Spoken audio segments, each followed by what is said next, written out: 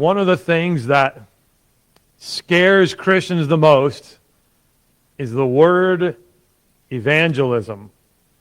And 1 Peter chapter 3, verse 15 gives us what I think is a very encouraging instruction about how to prepare ourselves for evangelism. Here's what he writes.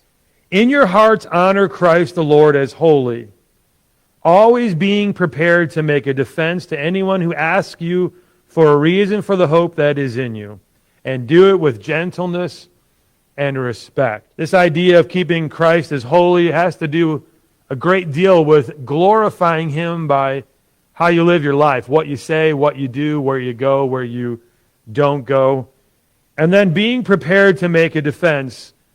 Certainly that involves defending the faith when that's necessary, but it could simply mean telling people why you have hope in Jesus Christ, so that you can then tell them what Jesus has done. There are some really simple and powerful tools out there to help you do just that, to be prepared to give a defense or an explanation of why you believe. I'm going to give you two of them really quickly. One of the things that you can do is sit down and write down your salvation story. What your life was like before you came to know Jesus, how you came to know Jesus. Was it a Sunday school teacher? Did you study the Bible out in depth and come to a conclusion that the Bible was telling the truth about Jesus? How did you come to know and believe in Jesus? And then what difference has that made? For some, that difference could be a very dramatic change in life and purpose. For me, there's a lot of changes that's taken place, and one of those changes was, as a man, I felt in my 20s that I had no purpose in life. And for me, part of the good news included this: God has created me on purpose for a purpose. And the same is true of you, beloved child of God.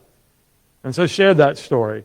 Another thing is a gospel tool that was created by a guy named Jimmy Scroggins called The Three Circles.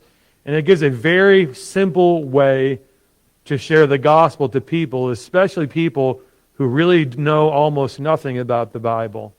And so I would encourage you to do those two things. Check out the Three Circles gospel presentation and write out your salvation story. And be sure to include the essence of the gospel, that Jesus Christ is the Son of God, that He lived a sinless life among us. He died on a cross to pay for our sins and rose again, so that whosoever believes in Him would not perish, but have everlasting life.